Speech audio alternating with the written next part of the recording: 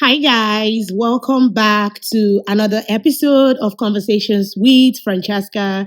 Today, we're looking at another episode on parenting. And, if some of you have ever wondered, you've looked at yourself and you've ever wondered, oh, is this person really my mom? Is this person really my dad? Or you've looked at a child and you've wondered, is this person really this child's parent? Obviously, there are things that you must have seen. There are attitudes or something that you must have noticed anyway in regards to the upbringing of that child. So here we are. We're going to be having conversations regarding this. We're going to be talking about what does it mean when we're talking about bad parenting. What are we looking at in terms of how should somebody be parenting a child? How should this person be acting when it comes to this particular child? If you've ever had any of such thoughts, like I said, if you've ever considered it in your mind, conceived it in any way and said, oh, this person can definitely not be the parent of that child, or you've said, oh, this person definitely cannot be a mom or a dad to that child, then we are here. You are in the right place. We're going to be having these conversations, and then we're going to be talking about what it is that makes up a bad parent. What exactly is it that the person is doing that you think that they're probably doing wrongly? And I'm not speaking from the place of maybe opinions in terms of how is he raising this child, or is this person doing what they ought to be doing right. Here we're basically focused on what is it that a good parent should be doing, and what is it that a bad parent, should stop doing. But today's episode, we basically focus on bad parenting. So when I was putting together this topic, I just thought to myself that a good place to start will be a description of who a bad parent is. I know in my last two episodes actually, where we're talking about should everybody be a parent. One of the things we talked about is what a parent should be given to a child, what you should be making available to that child. So if you're talking about being a parent, if you want to be a parent, you must prepare yourself mentally, get yourself ready to be where you need to be when it comes to raising that child. We talked about being emotionally available for that child. We talked about being physically present for that child. We talked about being able to do everything in between to make sure that you're raising the kind of human that you want to raise. Now, in today's episode, we're going to be considering what is the makeup of a bad parent. What is the makeup of a bad parent? One of the definitions that I wrote down is that a bad parent can basically be described as someone who consistently fails to meet their child's physical, emotional, and psychological needs. So when you're looking at who a bad parent is, you're looking at of different aspects of parenting. What exactly is this person doing? What aspect is this person failing consistently at? And I'm not talking about regular shortcomings that we have as parents. These are normal. I'm basically talking about things that you're not supposed to be doing at all, but you discover that this parent consistently does this in relation to that child. So today we're just looking at everything in between. What should you not be doing? What is it? What is the makeup really of a bad parent? And I've said that a bad parent is somebody who fails, and the operative word here is fail. Failing to meet your child's physical needs, failing to meet your child's emotional needs, failing to meet the child's psychological need. There is a demand on you as a parent to be available in these three areas. Now, if you think that this is probably not something that you can do, or this is not something that you can give yourself to, then you have to sit back and then go back to the previous episodes where I talked about, do you really want to be a parent? Does everybody have to be a parent? Again, I'd mentioned that the fact that you have the makeup, that you're genetically made up to be able to procreate, doesn't mean that you should, especially if you know that you do not have time to invest in this child.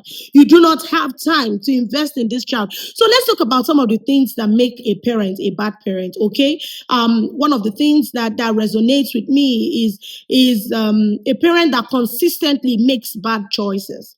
A parent that consistently makes bad choices. And when you think about bad choices, okay, it may not be choices that you would think directly relates to the child. It might be choices that directly relate to the parent itself. So talk about a parent that you're maybe take for instance in a single motherhood, okay, and you are thinking about getting involved with another man, another relationship, bringing a father figure into the lives of your children, and you don't pay attention to the kind of person you want to bring into the picture. You are just concerned about you're not concerned about what this new relationship would do to the child, what this new relationship will do, to the psyche of your child. So it's important that you consider some of those things. I recall I was recently having a conversation with somebody, and she was explaining to me how she got involved in an accident, and it was a function of the kind of relationship that she was in. She was in an abusive relationship. The guy was consistently abusing her physically, so basically always beating her up and all that. But she stayed until I think the eye opener for her was when she got involved in an accident and almost lost her life, right? So that was when she drew attention to what choice is this that I've chosen to make? Like, why am I here? Why am I even in this kind of relationship with this person? Obviously, I know that this is not something that I should be doing, yet I am doing it. So talk about a parent in some sort of situation like that consistently making a bad choice, either because they feel I don't want to be alone, or this is how I was raised, this does nothing to my child, so I don't think there's anything wrong with what I'm doing. The fact is, whether you were raised like that or not doesn't mean that you should raise your child in the same way. You have to be able to make better decisions. So let's say your parents were unable to make a good decision, but here you are. It is important that you make the right decision. It's actually important that you make the right choices for your child. Okay? So it's important that we look at that, and then you consider that when you're about to get into this journey called parenthood, when you're about to make the decision to become a parent, you want to make sure that you are not that parent that consistently makes bad choices that will either directly or indirectly impact the life of your child. So poor choices is one of the characteristics of a bad parent, consistently making bad choices, consistently choosing something wrong over prioritizing the well-being of their child. At the end of the day, when you have made up your mind to be a parent, it is important that you put at the fore the priority of your child. Okay, so your child must be a priority in your list at every time. And when I talked about this parenting journey, and I again talked about the fact that everybody do not have to be a parent. Everybody don't have to be a parent, and that's okay. Knowing what you can and cannot do should be the defining should I say should be that thing that defines what you can actually give out. So if you know that you do not have the ability to parent a child, or you cannot be emotionally available for that child, then it makes sense not to bring a child into the world, because the truth is your child will draw from you. Your child will take from you. And the fact that you've made up your mind to parent that child means that you should be a willing giver. Okay? It means that you should willingly be able to give to that child. So it's not for you to say, oh, this is the much that I can give. You must be able to give as much as is required to bring up a well-rounded individual. Another thing that I wanted to talk about is parents who constantly neglect their child. One of the characteristics of bad parenting is constant neglect. Constant neglect. And this is something that gets me every time. Neglect. Okay.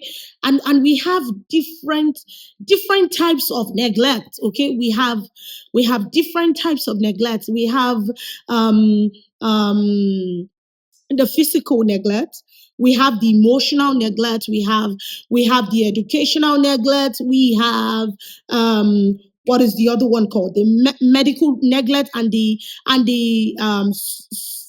supervisory neglect. Okay, the supervisory neglect. And when I consider the physical neglect, it's something that I find that some people would say that you should be grateful for them providing some of the basics of life that you're supposed to provide anyway. So I've had some people share with me that, when my parent does XYZ, then they expect me to be grateful. While I am not saying that you should raise a child that should be grateful, it is important also as parents that you understand that this is the basic minimum that you're required to provide. So you're providing shelter, you're providing clothing, you're providing food. These are the basics that you're supposed to provide for a child that you decide to bring into the world to parent.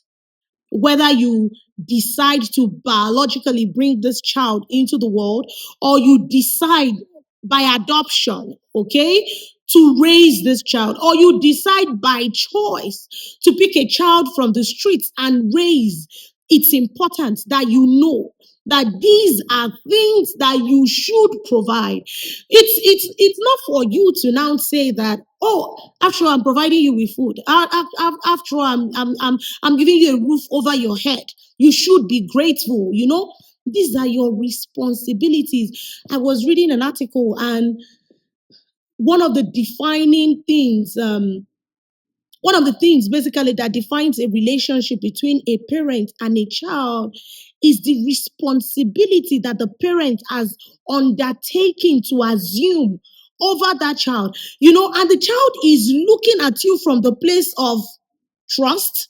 The child is looking at you from the place of, obviously, you wield some sort of power over the child. So when you decide, okay, when you decide that this is the path that I want to toll, I want to raise this child, this is what I want to do, it is important that you consider carefully the relationship that would exist between both of you. Consider carefully the kind of power that you wield over that child. Obviously, the child is just a child, incapable of taking care of themselves. Okay? So when you provide the physical necessities of life for the child, basics, as it were.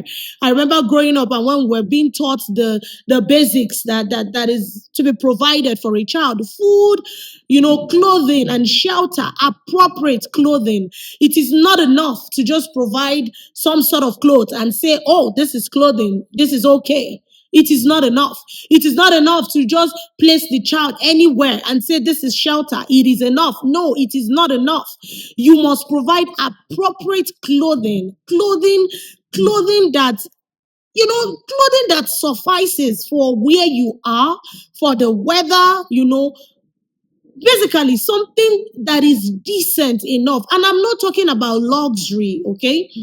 And I'm not saying you have to provide luxurious outfit, or that you have to provide a mansion before you would tick these boxes. It is enough to provide a safe place.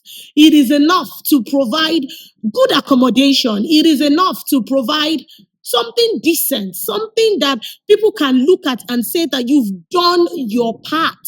You've made sure that this child's physical needs are met. Another thing is emotional neglect. So one of the hallmarks of bad parents, apart from the physical neglect, is the emotional neglect. So they are there, they are looking at the child. They look at the child, this child, oh, I cannot love you.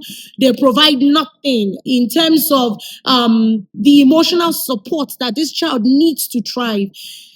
Some parents would give all the basics. They will provide the physical necessities of life. They'll provide good clothing. They will provide amazing shelter. But then emotional support is completely out of the questions. You cannot talk to them. The child cannot have a conversation with the mom or the dad. The child cannot express how they feel. They are being shut up. You know, and it's something that we really have to consider as parents, especially if we want to do better, if we want to raise well-rounded individuals, if we want to raise children that are responsible, children that are responsive as well, children that can give back out of the much that they have been given. We must be willing to be emotionally available for the child. You know, people will say that I think when I read some blogs and all that, some of the comments being made on some of those blogs will basically tell you some of the upbringing that these children had, some of the upbringing that they had before they became adults. Some of them lacking empathy, some of them no emotional intelligence. They have no clue. They are just brash with the way they speak. Why there's a place of being blunt, but you must also be able to raise your child in such a way that you want the child to know that, listen, I love you. In this home, we love each other. In this home, we have so much love to give that you don't have to go out there and be needy of love. You don't have to go out there and be needy. And most times we see that children that are deprived of love at home, they become victims of any kind of love. So any similitude of love outside attracts them because they don't have it. They've never experienced it. They don't know what it looks like. They don't know the content or form that it takes. So whatever it is that they see that appears to look like love, they seemingly jump on it because for them, any love is better than no love, you know. And that's why it is important as parents, that you get to that point where you overwhelm your child with so much love that when they get outside, they know the difference between tolerating love, you know, love that I'm just dishing out just because you look needy, than real love, undiluted love that comes from a place of compassion, love that comes from a place of consideration, love that comes from a place where I am thinking of you, love that is not exploitative. They can identify this kind of loves and be able to make good informed choices on what side of the divide they want to be on. So you want to be there. You want to be very available for your child. It is important. It is important. One hallmark of bad parenting is unavailability. You are not available physically. You are not available emotionally. There is nothing that your child wants to do that you can commit yourself to. It's important that you go back to the board, re-evaluate what you're doing. Is this something that I should be doing? Do I want to continue to toe this line? Should I be doing this at all? Is this something that I want to do? Is this something that I want to continue in? And if you feel like this, this parenting journey is a no for me. I cannot I cannot give half of my life to this child. I can't do so much. There is so much that it's okay. But recognize what you can and cannot do and make a decision that is in the best interest of the child. One of the beautiful things that I love about law when it comes to child welfare is that the courts only consider what is in the best interest of the child.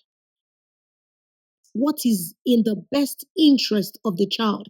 So the court is not going to pay attention to the banter between the mom and the dad when it comes to custody battle. They're not going to pay attention to anything at all. And in this part of the world, when a custody battle is being decided, depending on the age of the child, most times they will have a counsel assigned to the child. You know why? They want somebody who is looking out for that child. They want somebody that the person's primary concern is the best interest of the child. So they are not just looking at what do we think can work. They are looking at what should work. Not what we're not putting this child's life based on probability. We're not raising this child on a balance. Will it or will it not work? No, absolutely not. What we are doing because we are considerate of the child. We are careful to know that this is important for this child. And then we align ourselves with what is important for the child. Not necessarily your interest now, absolutely not. So when you decide to become a parent, you have to know the difference between what is important for me and what is important for my child. So your child is not going to live the life that you wanted to live. And that's some of the things that some of us pass on to our children. I didn't get to be a medical doctor. Therefore, my child is going to relive my dreams.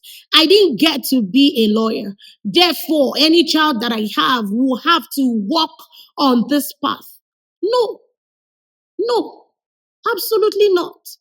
It's important that you consider the child, what is best for them. And do not get me wrong, career counseling is important. It's important to point your child in the right direction, but imposing what you think the child should be, it's shouldn't be something that we should do at all as parents. And that's some of the things that bad parents do. They want you to relive their dream.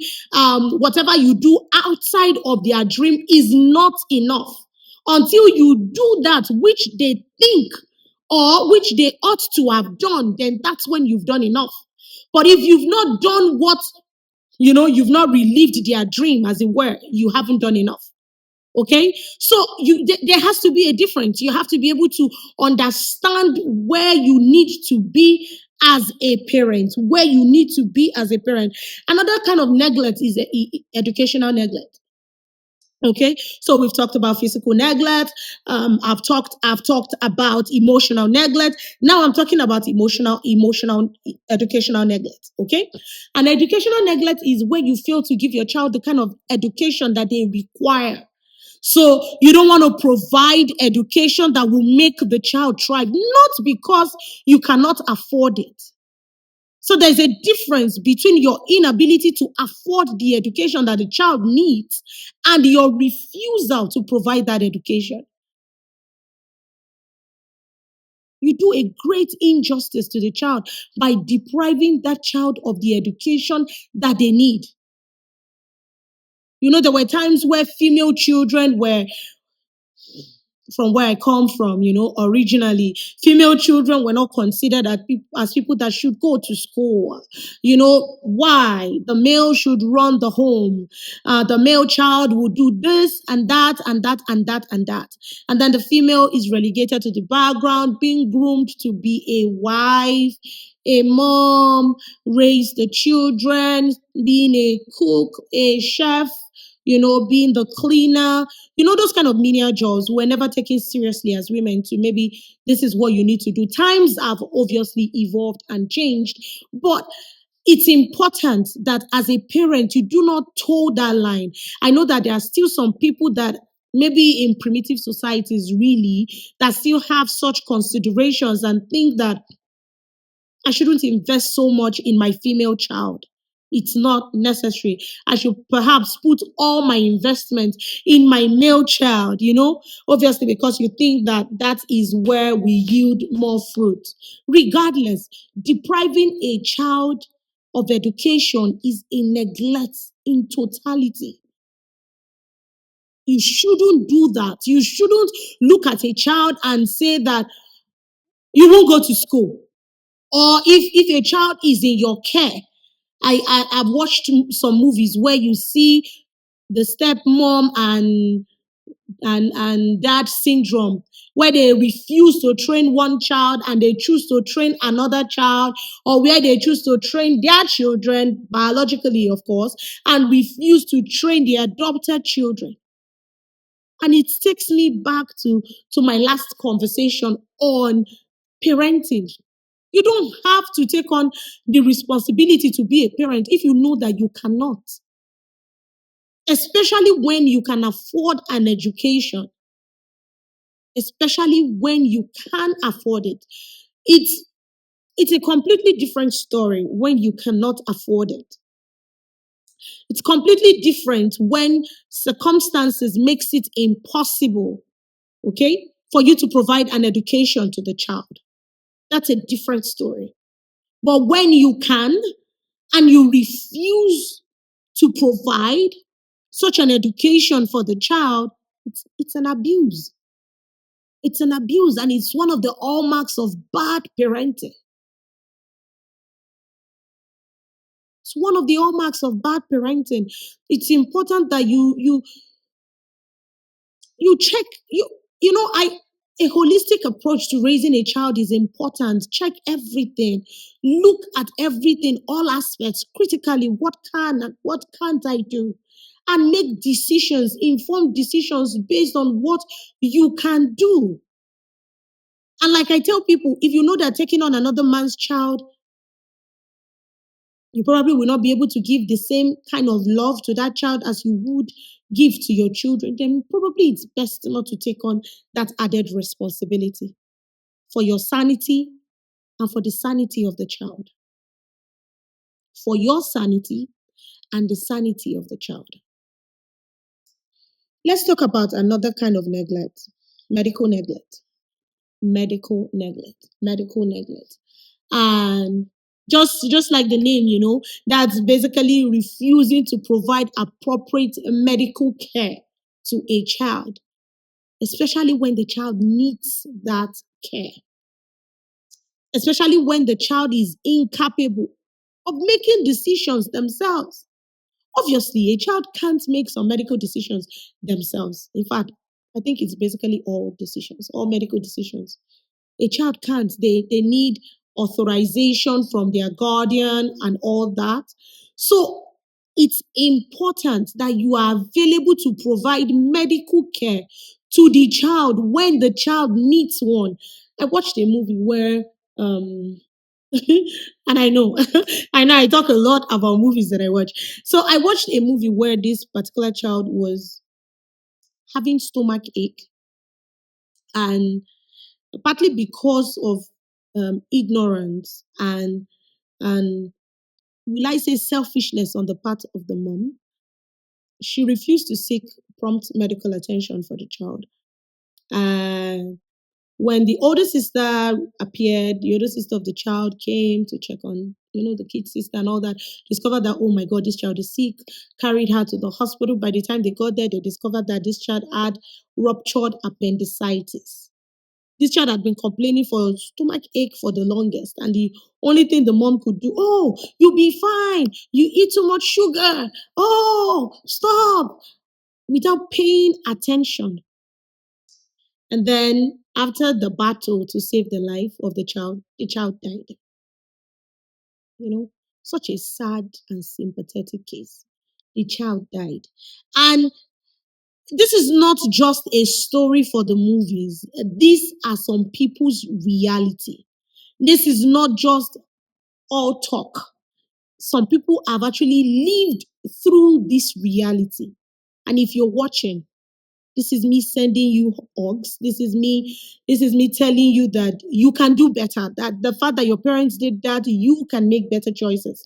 You can make better decisions. Some have lived through that, you know, couldn't provide medical care to the child, and they lost the child. The child died, you know. Imagine if if the time where the child started complaining, The little girl started complaining about stomach ache. Somebody took her to the hospital. They would probably have figured out that, oh, this is appendicitis. And then they would have done something. And then they would have operated. And obviously the appendicitis would not have ruptured. The child probably would have lived. Some human errors that have been costly just because parents chose not to be available for the child, chose to neglect the child. This is a form of medical neglect, okay? This is something, again, one characteristics of bad parenting, medically neglecting your child, putting, I would say, making it look as if the child's complaint is invalid. You know, you're just complaining. There's nothing wrong with you. Go drink water. You're just complaining. Lie on your tummy. It will be okay. You're just complaining. Put salt and water and drink it. You'll be okay. You're just complaining. Pay attention. Pay attention. Pay attention, especially when it's not like this child is notorious for making up stories or something. You are the parent. Like I always say, be the parent. You are the parent. Be one. Pay attention to what is important. Know what you need to do in this situation. Don't let your unavailability or lack of attention cost you something precious. I always say children are gifts. They are valuable gifts. So when God makes you a custodian of one, you need to treat that child as with the value that the child represents. Okay? So we must pay attention, seek, provide appropriate medical care to, to our children, to the child that you have in your care. Another neglect that talking about neglect, another one is supervisory neglect. So some parents have used their older children to take the position of the parent. So have you seen situations where the older child assumes or becomes a pseudo parent to the younger ones? I was sharing last week that one of the reasons some people refuse or say they don't want to parent any child or become parents is because of the trauma from the past. Is because of the fact that they've assumed the position of parents for so long that right now they don't think they have the capacity to parent their own children. Why? Because they've been parents to their siblings for so long that they can't even remember being anything else. Right? So it's important that you do not delegate what you should be doing as a parent to your child. You shouldn't. It's not something that you should do at all. So I remember a case where I think a 12-year-old was tasked with the responsibility of looking after the 6-year-old or 7-year-old sibling. A child and a child. How? And I'm not saying, okay, I'm not saying that you cannot have an older sibling look out for the younger sibling. Of course you can. But allowing the older sibling step into the shoes of a parent is what shouldn't be done. You must know your role as a parent. You must know your responsibility as a parent and walk carefully in it. It's important that you don't toss aside your responsibility and hand it over to your toddler or your child and say, oh, yeah, this is what you should be doing. Oh, do this. When I was your age, I was already looking after 3 or 5 children. No, no, no. That is bad parenting, really. Another thing is leaving a child unsupervised. I've had cases, okay, maybe because of the kind of practice that I've had before. I've seen cases where a child was left in the midst of substance abuse. The child was inhaling what is that drug called? And a little child, I think the child is about 2 or thereabout, always high on drugs, constantly high on drugs because of the exposure that this child has been, the things that the child has been exposed to at such a young age. Letting your child be in a position unsupervised. Again, I watched a movie. I watched a movie, where two children, obviously, one of the parents had guns in their home. And I don't know what error or whether it is by sheer bad luck, you know, the child's friend came on a play date and they were playing, and sometimes they wandered into the mom's bedroom, saw a gun. I think they assumed it was a toy gun, and somehow one of them fired the shot. The boy died instantly.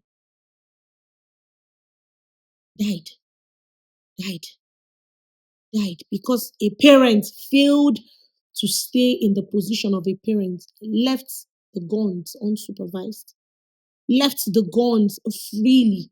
How do you leave loaded gun in a place where a young child can access? I remember one of the episodes that I had with my daughter. I was making something for her to eat. I think I was making tea, either for myself or for herself. And I was right there. I was right there. I just took my eyes off for a sec, and she had already dragged the cup. The cup had hot boiling water in it, and she spilled it all over her body. Instantly, her body peeled. Until today, I look at that scar and I'm kind of like, if only I didn't look. If only I didn't look away for 1 second. Now, that is me. I was physically there. Imagine you leaving this child unsupervised. Imagine the chaos that can happen. Imagine what could go wrong. Sometimes we try to say do not be overprotective, but sometimes it actually helps to be overprotective too. Sometimes some situations will dictate how you would run. How do you actually behave in that situation? Some situations would tell you what you need to do. So leaving a child unsupervised is something that I do not recommend. Or leaving the child in the presence of somebody that's lacking in character. You leave your child susceptible to anything. Hallmark of bad parenting. Leave your child in the care of impaired caregivers. Hallmark of bad parenting. Leave your child in the care of people that you won't even leave. Okay, so somebody said, I cannot trust you with my money. Yet you can trust the person with your child. How does make it make sense? You can trust this human with your child, but you cannot trust this human with your money. Are you saying that your money is more important than your child? Make it make sense. Okay, so these are things that we should pay attention to as parents. The last thing I'm going to talk about when we look at some of the hallmarks of bad parenting, characteristics of bad parenting, um, under under what constitutes under what constitute neglect. Okay, is environmental neglect. And that's probably where we draw my curtain today. Next episode, are we go into some of the effects of this, what it does to the child, you know. Then we'll look at parents who also abuse their children. Parents who abuse their children. We will look at some aspects of scripture. That will be my next episode. So let's talk about environmental abuse. I remember speaking with a client, and one of the things that then she was having a custody battle, and the government was trying to take her daughter. I think at that time the child was maybe about 9 or thereabout.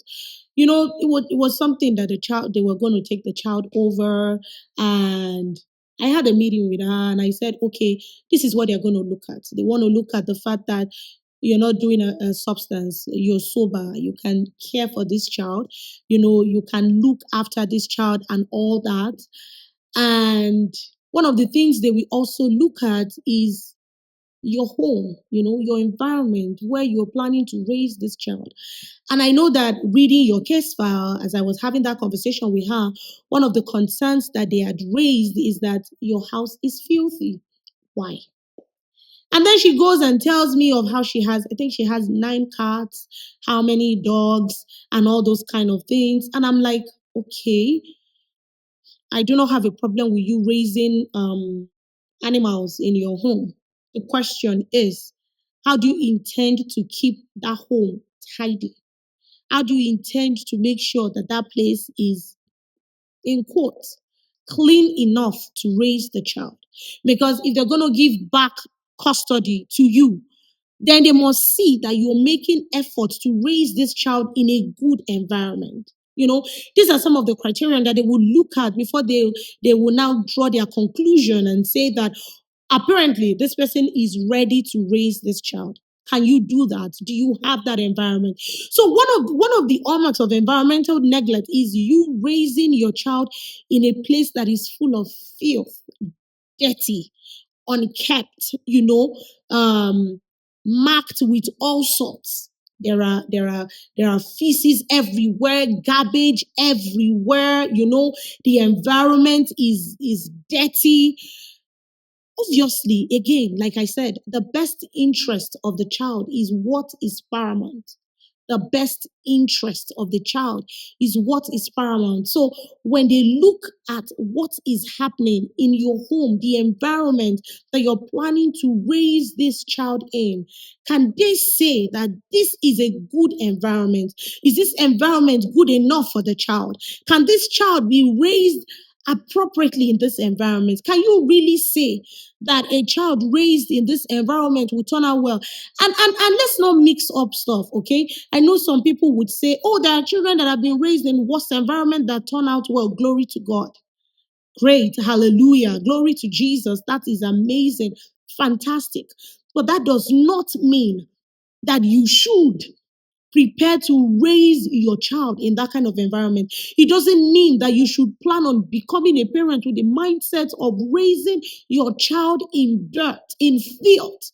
It's important that you make a conscious effort that this child that I'm raising, I'm going to raise you right.